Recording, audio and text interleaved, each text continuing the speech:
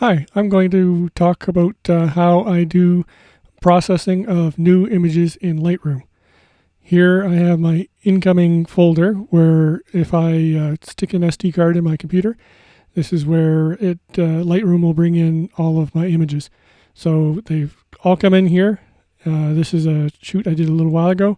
You can see there's a few images here. I just need to go through them and first call out the ones that I don't want to keep, and then do the processing and editing that I would normally do on these images. So we'll start by doing the culling. So normally once it's come in, I'll page through each of them and I'll have a look at them, zoom in on them, make sure they're relatively sharp. Now one thing to notice is that I'm using the embedded preview function in the later versions of Lightroom so that it doesn't take as much time. So it's not as sharp as it could be. Because it's just using the embedded preview, but I can see it's pretty sharp, so I'm good with that image. And then I just cursor forward to the next one. Same idea, looks good. And then we go the other way, looks good, and then page through. Everything looks fine there. This isn't such great, but we'll get to that editing. So here's a couple of images. I took two because it was a long range, so here's where I really want to zoom in and make sure I pick the sharper of the two. That's kind of blurry. You can use the Lightroom compare function. If you go back to here and hit letter C, it will compare the two of them side by side, which is very handy for this kind of operation. Now if you look at it together, clearly this is the good one. This is not, so I'll hit the X flag here to exclude it, and then I'll go back. So I'm hitting G to go back to the grid view, and then these ones here, I'm going to zip through those. So this one's no good. I'm going to hit X, and if I'm really smart, I'll hit Shift X, and basically what that does is it puts the flag on it here that says it's rejected, and then it moves on to the next one. Also rejected. I was mostly doing this to check the exposure. Now we're into the good ones. So what I'm looking for here is, you can see there's a little bit of ghosting. This is internal reflection of the lens, the light into the lens, and ghosting up above. So that's not so good. I might not keep that one. So let's X that one and move on to the next one. This one's pretty good. I'm looking here mostly at the number boards to see how sharp they are. They're all pretty good. That one's maybe not so good, but now you can look on the side here. You can see that's pretty sharp. And now we've got the going away photo here. I don't think I'm going to keep that one. This one's okay. And then got a couple here that are pretty much the same. So again, best thing to do is to do a compare on all three of these. If I zoom in, I can see this one's sharper. This one's not quite as sharp. I can see a little bit fuzzier here than it is here. So I'll X that one and then move to the next one. This one's pretty sharp. Which one's better? Can't really tell, but I think I'm going to keep that one. So do that and say done, and G to get back to here. So we kept that one, and then these ones here are probably going to keep them all. That one. Yeah, they're all good. I really like this one.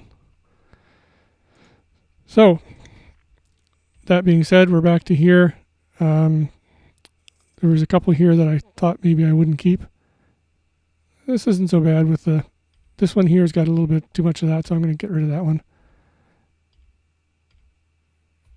I don't really need to keep so many of these. I don't like this one because it's kind of obscuring the pole, so I'll get rid of that one. So I have a bunch that are rejected. So if I go to attributes and I filter by rejects, these are the rejects. I'm going to press Control A to select them all, and then press the delete key. And it says, do you want to delete them from disk or remove from Lightroom? Well, I just want to delete from disk. I'm done with them. And then I'll remove the filter for attribute. That shows me the images that are left. So first thing I'm going to do is keyword these. I select all of them, and I've got Manitoba, These are all taken in Winnipeg. They're all CN. So that's good. And then if I'm going to pick all these guys, and I'm also going to pick Sunset because that's what they are. And yeah, that's good for now. And this one I'll probably throw a couple more keywords in, camera and car. And take out the CN because there's no CN here. The next thing I'm going to do is naming. Now normally your file naming is your own thing. Some people just don't bother naming them at all, but I like to name them because I want to track the locomotives. So this is 8931. So I'm going to name it, name the two of them.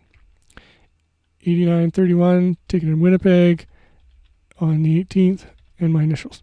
So the 18th I can see right there, 201, that tells me when it was, and my initials. And then this one is 2615.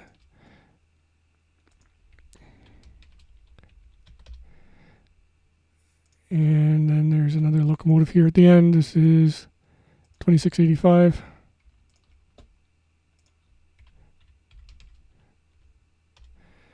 And the last thing is I want to tag this one with a couple more. This is a buffer car that's between the tank cars and the locomotive, so I'm going to tag that with that.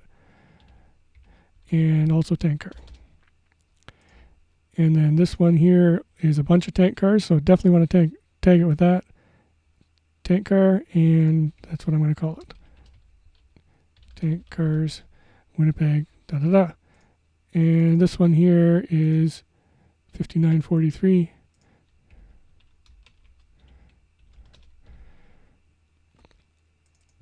And then this one here, now I'm not going to I won't bore you with naming the other ones, same idea, but I'm going to talk about editing this one.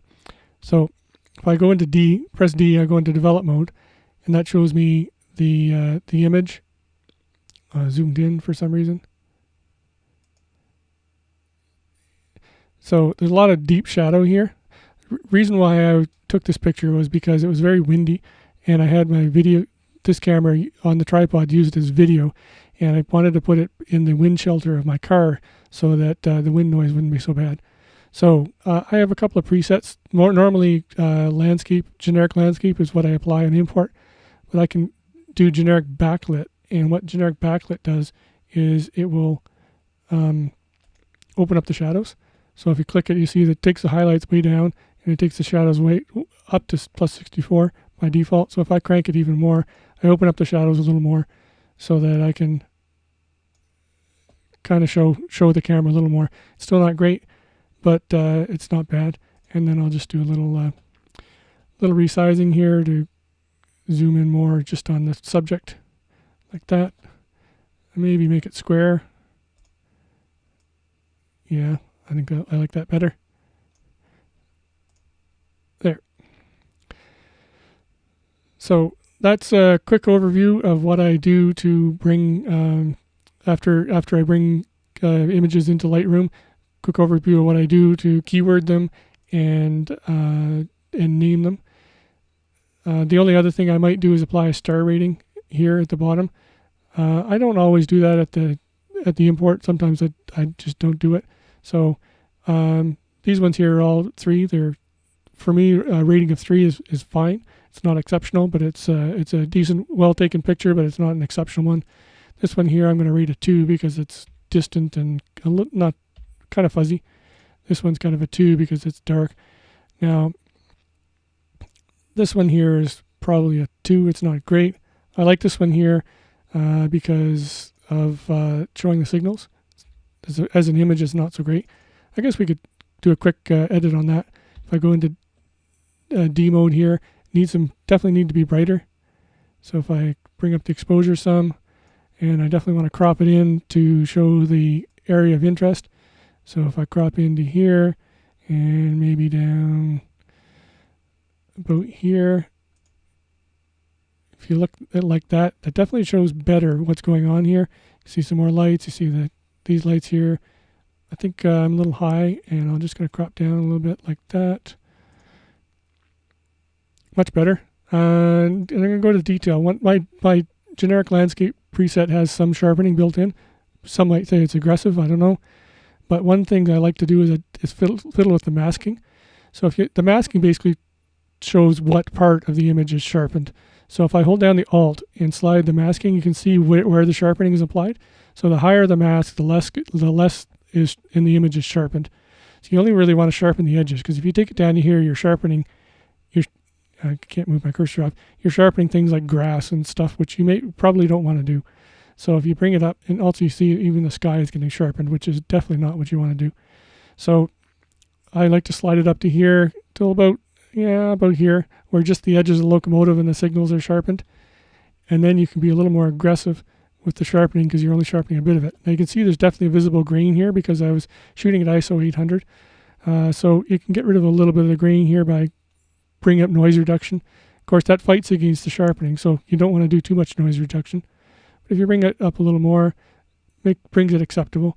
And if you really want to get detailed, you can go into here with which one is it? Spot healing? Yeah. Go here and visualize spots. You can make sure there's no spots in the image. And here there's a couple that show up, so you can just get rid of them. But they're not severe. There's not spots on the lens or on the image. They're just stuff in the sky, grain in the sky mostly. So anyways, that's a quick image there. So that looks a lot better. I might make that a 4 now. This one's definitely only a 3. I like these guys, so I'm going to make them a 4. And I definitely like this one. I'm going to make that one a 5. And these ones here, I'll make them a 4. So that's my image editing process. I hope you like it. Come visit my website at